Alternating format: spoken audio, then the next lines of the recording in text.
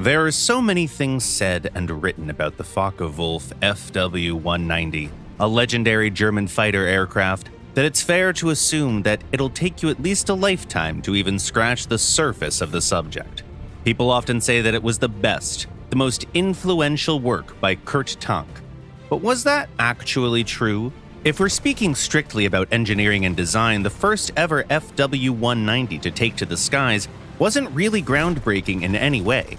Yes, in the era dominated by new aircraft with inline engines, Kurt Tank and Rudolf Blaser decided to equip their fighter with a radial engine. But that was around the time when engineers all around the world were warming up to the idea of using radial engines once again. In the summer of 1940, when Germans were testing their FW-190 prototype, the French introduced the MB-150, the Soviets the I-180, and the US the iconic Corsair. Maybe the German fighter was built using cutting-edge materials. Nope. Aerodynamics? Nothing out of the ordinary. It didn't have a laminar flow wing, nor was it equipped with interesting new high-lift devices. Granted, the aircraft was known for its extensive use of electrically powered equipment, but Kurt Tank wasn't the first one to do that. Take the Petlikov VI-100, for example. Does it make any sense to call the Focke-Wulf 190 a masterpiece then? Yes, absolutely. And precisely because of all the things that we've listed above. A fighter aircraft is not just a plane. It's a weapon that has to be simple, reliable, and easy to maintain, regardless of the circumstances. It's also a good idea to design it in such a way that makes it easy not just to quickly set up production and build as many aircraft as you need, but also to modify and upgrade it to suit the quickly changing realities of modern war. The creator of the Focke-Wulf 190 said that the role of this fighter was not to be a prized stallion, but a tough and resilient warhorse. The first production model, the FW-190A1, was adopted by the Luftwaffe in the summer of 1941. Despite being little more than a test run of a new series, those aircraft were almost immediately used in air battles over the English Channel. The pilots of the RAF immediately took notice of those newcomers. First, they thought that those were American P-36s that had been captured by Germans in France. But it quickly became clear that they were up against a completely new adversary. An adversary that was surprisingly hard to get rid of. What's even worse, Germany was improving the design at an alarming pace. In just a year, the FW-190 turned from being just an unwelcome surprise into a constant thorn in the Allies' sides. The aircraft of the A2 series were quickly succeeded by the FW-190A3, which allowed German engineers to test the full range of possible future modifications, as well as the new, more powerful version of the BMW 801 engine.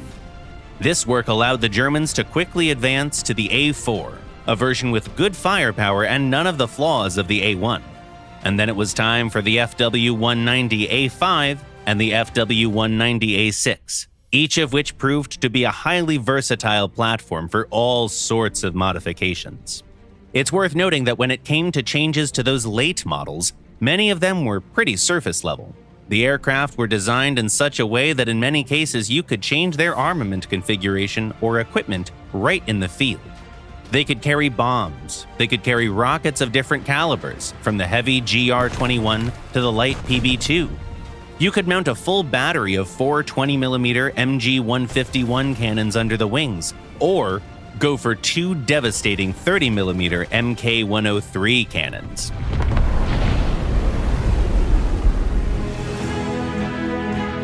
Furthermore, starting with the aircraft of the A5 series, any FW-190 could easily be modified into an FW-190F, a speedy ground attack variant with additional armor. Hell, there was even a torpedo bomber variant, the A5U-14. Just stop for a second and think about it. With the sole exception of the experimental Italian G-55S, that's the only World War II-era single-engine fighter that was successfully modified to carry torpedoes, despite not being designed for this purpose from the very beginning. Even when the FW-190D received the Junkers Umo 213 engine, and the TA-152 was fitted with the extremely powerful Daimler-Benz DB603 engine, engineers didn't have much difficulty making it work. As it turned out, even designing a bigger wing for the high-altitude Interceptor variant wasn't entirely out of the question. In fact, the only time there were real problems with the development was when engineers couldn't get their hands on the hardware needed for the project, as it happened with the experimental FW-190C. There were simply no turbochargers for it in Germany. In the end, the fundamental flaw of the FW-190 had nothing to do with the aircraft itself. The fact was that the German industry simply couldn't keep up with the ever-growing industrial behemoth of the Allied forces. Germany struggled to maintain fuel supply throughout the whole war, but by early 1945, their insatiable hunger for fuel became overbearing. If you have very little fuel, you can't train new pilots. You can't use your aircraft effectively. You can't do much of anything. Even so, German factories, while being bombed to oblivion, kept churning out these fighters till the very last days of the war. After capturing German airfields, Allied troops found dozens and dozens of aircraft of the FW-190 series in very good condition. The only thing they needed to make them fly was some fuel. After the war, though, it didn't seem like this fighter had much of a future. There were just a few separate cases when these aircraft were used by the victorious countries. France flew some using the NC-900 designation. The Soviets used a couple of FW-190Ds as trainer aircraft, while Germany kept producing them, and still does, by the way, to this very day. That's not a joke.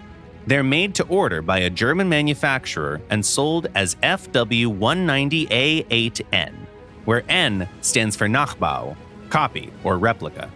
Naturally, they're not fitted with any weapons, but still, why would anyone want them, you ask? Well, that's easy. These aircraft are still a real joy to fly.